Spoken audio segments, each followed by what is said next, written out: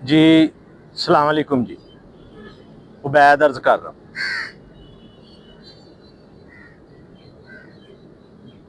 ذاتی طور پر میں بنیادی طور پر ذاتی طور پر میں پسند کرتا ہوں زراعت کو، نیچر کو، فطرت کو۔ بڑے بڑے مکان، بلڈنگیں، میں یہ سمجھتا ہوں کہ یہ کائنات کے لیے، دنیا کے لیے، نوع انسانی کے لیے یہ نقصان دہ۔ ایون دین کہ کچے مکان جو مٹی سے، گارے سے بنے ہوتے ہیں، پرانے، اب نہیں ہیں۔ ریسنٹلی ہمارا ایک ختم ہوا ابھی 1-2 ماہ پہلے۔ وہ گرمیوں میں ٹھنڈے اور سردیوں میں گرم ہوتے تھے۔ یہ جو اینٹ، پتھر، بجری کے مکان ہیں، یہ انسان کے لیے تکلیف دہ ہے۔ آپ ان میں رہ نہیں سکتے ہیں، یا جن کو عادت ہے گھٹن ہوتی ہے۔ بات کر رہے تھے زراعت کی، کسان کی، کیونکہ میں زراعت سے ہی جڑا ہوں، بچپن سے یہ میرے خون میں ہے۔ ویسے بھی یہ فطری چیز ہے۔ آپ یہ بھی دیکھیں کہ ڈاکٹر اگر کسی مریض کو بیمار ہو جائے تو وہ کئی دفعہ کہتا ہے، اکثر بلکہ کہتا ہے، اب تو یہ انوائرمنٹ ہو گئی ہے، اب تو یہ ثابت ہو چکا ہے، یہ ہمارا لاہور جو ہے یہ رہنے کے قابل نہیں ہے۔ بڑے بڑے شہر ہیں، بمبئی ہے، ہمارے ہی ہیں زیادہ، کیونکہ ہم خیال نہیں کرتے۔ آکسیجن فراہم کرتے ہیں درخت، نیچر، فطرت۔ تو ڈاکٹر مریض کو مشورے دیتے ہیں کہ آپ کھلی فضا میں جا کے رہیں تاکہ آپ کی طبیعت جو ہے وہ صحیح رہ سکے۔ یہ جو زراعت سے جڑے لوگ ہیں وہی یہ سمجھ سکتے ہیں کہ یہ گندم، چاول، روٹی، آٹا، دودھ، گوشت، اس کا پروسیس کیا ہے، اس کی وقت کیا ہے۔ عام طور پہ بلکہ تقریباً ہم نے یہی دیکھا ہے، جو گاؤں میں لوگ ہم ہوتے ہیں، یہ جب گندم آتی ہے نا تو انہوں نے جو رکھے ہوتے ہیں، جن کو ہم بڑولے کہتے ہیں، بڑولا، تو یہ گندم ادھر سیو کر لیتے ہیں۔ جو ان کو چاہیے ہوتی ہے کھانے کے لیے پورا سال، پلس بیج، جو بیجنی ہوتی ہے دوبارہ، اور پلس جانوروں کے لیے۔ یہ کیلکولیشن کر کے اگر کسی کے پاس گنجائش ہے تو وہ کچھ زیادہ رکھ لیتا ہے لوگوں کو دینے دونے کے لیے۔ پہلے تو ایسے ہی دے دیتے تھے، مطلب ادھار، یار تیری کنک آئے گی تو سان دے دی۔ اور چاول رکھ لیتے ہیں پورے سال کے، اور اچار ڈال لیتے ہیں 2-4 مرتبہ۔ اچھا، یہ ان کی زندگی کی سیفٹی ہوتی ہے روٹی کی۔ او یار کچھ بھی ہو جائے، آٹا لیا، پکایا تے اچار نال روٹی کھا لی۔ میں نے دیکھا ہے، اب نہیں ہے، اب رواج کم ہے، اب بڑا تیزی کا دور آ گیا۔ میں نے یہ اپنی ہوش میں کیا، مطلب میں جانتا ہوں، دیکھا ہے کہ 1 روٹی انہوں نے پکائی ہے، 2 روٹی پکائی ہے۔ گھر میں ان کو مکھن مل جاتا ہے، کیونکہ کوئی نہ کوئی جانور ہوتا ہے، دودھ مل جاتا ہے، لسی مل جاتی ہے۔ تو اس سے پھر یہ ایک مرچ سے یا چٹنی سے یا صرف نمک سے یا صرف پیاز سے یہ روٹی کھا لیں۔ اس طرح یہ آپ یہ سمجھ لیں کہ فکر معاش یا روٹی کی فکر سے آزاد ہو جاتے ہیں، یہ سب لوگ ہی کرتے ہیں. جن کی اپنی زمین ہوتی ہے وہ بھی رکھ لیتے ہیں، جن کی زمین نہیں ہوتی وہ مزدوری کر کے، وہ جس کو واڈی پھانڈی کہتے ہیں، اب وہ کم ہو گئی ہے، ابھی بھی لوگ کرتے ہیں. اس میں سب کچھ آ جاتا ہے. جب وہ کٹائی کرتے ہیں اس میں جو ذمہ دار ہے اس کا بھی حصہ آ جاتا ہے، اس کو تو زمین کا حصہ مل جاتا ہے. جو مزدوری کرتا ہے اس کو مزدوری کا حصہ مل جاتا ہے، وہ بھی وہ دانوں کی شکل میں، گندم کی شکل میں مزدوری لیتا ہے. اور اس سے جب مشین کا جو پہلا پروسیس ہے اس سے جانوروں کا بھوسا، توڑی بھی آ جاتی ہے. یعنی کہ سب مسائل حل ہو جاتے ہیں. آپ کے جانوروں کے بھی، ان کا بھی رزق آ گیا، اس کو بھی وہ کیموفلاج وہ سٹاک کر لیتے ہیں. اس کو ہم تو دھڑ کہتے ہیں، تڑ، وہ بھوسا اس کا بھی. وہ بھی اس کو اچھا اچھا کھانا ہم کھلاتے ہیں، مذہبی ذمہ دار وہ جانوروں کو. جب جیسا یہ سیلاب آ گیا اس میں مجبوری میں، وہ پھر جو اس کو ڈال کے، اس کو آٹا اوٹا ڈال کے، وہ توڑی ڈال کے، تو وہ جانوروں کا بھی بندوبست ہو گیا. جن کی نہیں کوئی ذمہ داری ہے وہ مزدوری کر کے وہ بھی دانے گھر رکھ لیتے ہیں. یہ اصول ہے. یہ کیڑے مکوڑے بھی یہی کرتے ہیں، انسان بھی یہی کرتے ہیں. ہمارے ہاں ادھر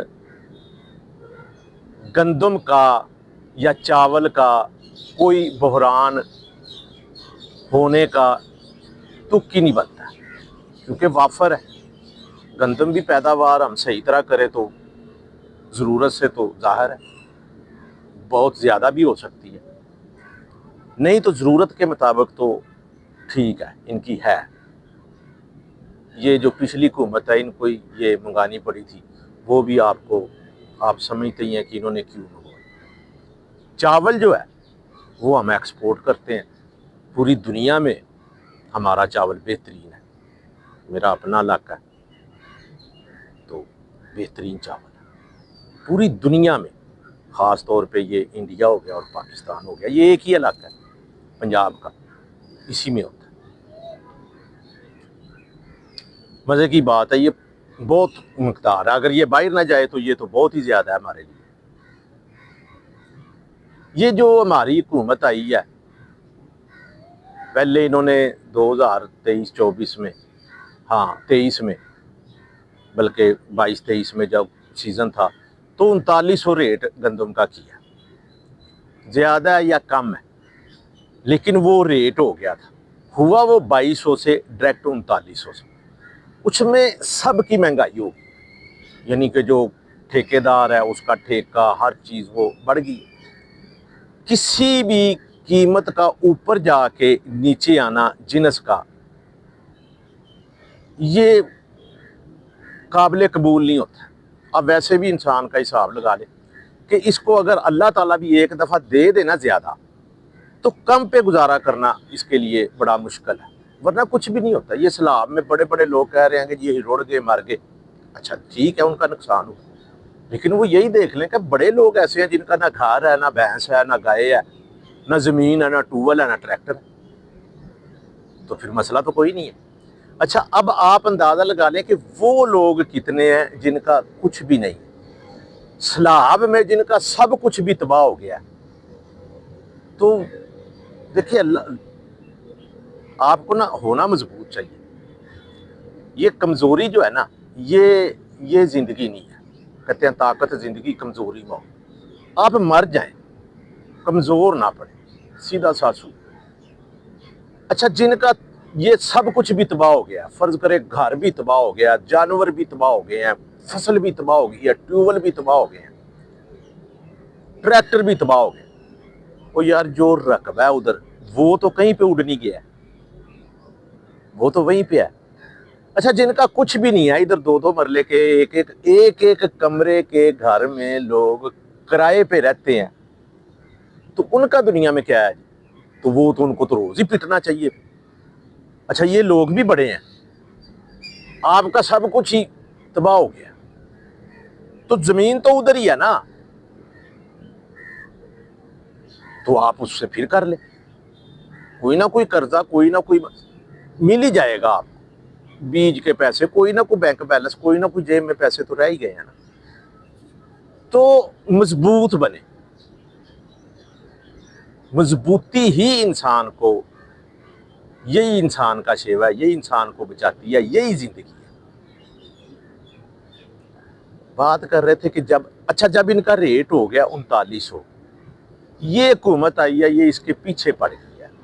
انہوں نے کم کرنا تھا، یہ 200-400 روپیہ کم کر لیتی، 3,000 پلس یہ کر لیتی، روٹی بھی مینج ہو جاتی، آٹا بھی مینج ہو جاتا، کسان بھی قدرے اس کی بچت ہو جاتی۔ انہوں نے کیا کیا؟ عقل سے آری لو، جب آپ کے پاس آٹا نہیں ہوگا، روٹی نہیں ہوگا، تو آپ کس طرح سروائیو کریں گے؟ آپ جتنے مرضی پیسے ہوں آپ کے پاس، آپ کو کھانے کے لیے روٹی نہیں۔ انہوں نے جب اس کو سستا کر دیا ہے، اور سستا ہی نہیں کیا ہے، رول دیا ہے کسان کو۔ میں ذاتی طور پہ مجھے یہ میرے پہ مذہبی بیتی ہے، ویسے میں سروائیو کر گیا ہوں، لیکن بڑے کسان ہیں جو وہ نہیں کر سکتے۔ انہوں نے مافیا تک کا ہے۔ اب یہ مافیا بڑا دیکھیں اس کا کیا حال ہے، یہ جی مافیا ہے، چینی جو مرضی آپ دوسری ایٹمیں کہہ لیں، کسی کو کچھ اس میں مسئلہ نہیں بنا۔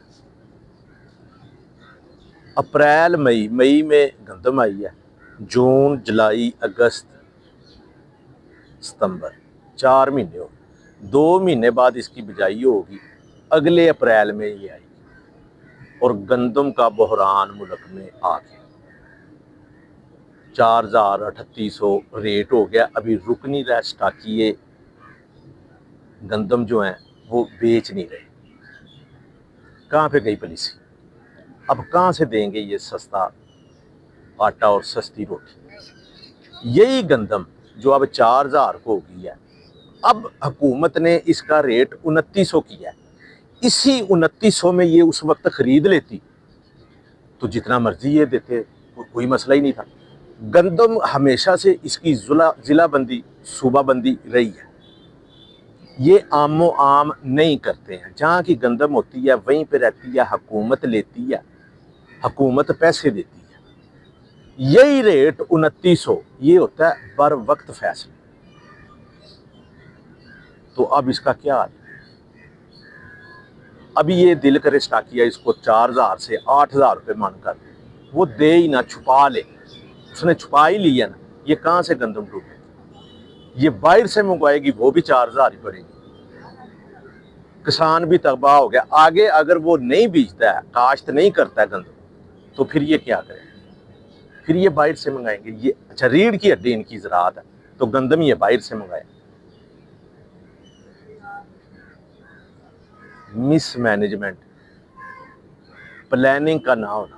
حکومتیں اس طرح کبھی بھی نہیں چلتی، قومیں اس طرح کبھی بھی کامیاب نہیں ہوتی، ہو ہی نہیں سکتی جب تک آپ سوچیں گے نہیں، پلاننگ نہیں کریں گے، اور اس پر عمل نہیں کریں گے۔